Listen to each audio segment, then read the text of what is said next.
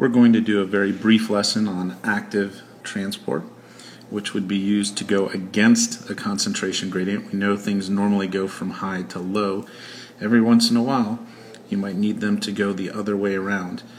Perhaps you need to get rid of unwanted waste out of the cell. Or perhaps if you're in the cell, you need to get certain nutrients that are already in high concentration in the cell into the cell. In those cases, we'll need to use energy in active transport to make things go against the normal high to low flow of materials in the cell. Here's how it works.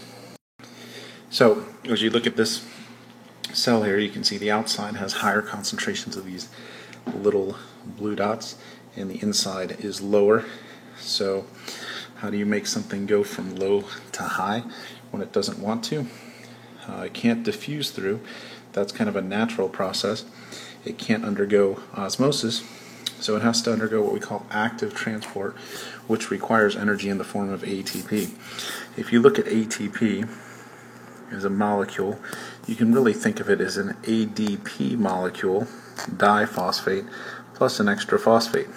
So these two are equal to each other. When this phosphate leaves, energy is released. That's our big star right here. And that energy can be used for processes like pushing things against the concentration gradient. So for instance, maybe what you're looking at here are sodium ions, which are actually in higher concentration outside the cell, and it's going to take energy to do it. We have this ATP molecule here. Bam, there goes the phosphate.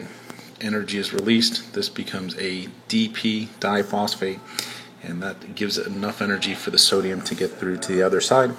And this is called active transport, and this is one way to get minerals out of a cell that otherwise would be going against the concentration gradient from low to high.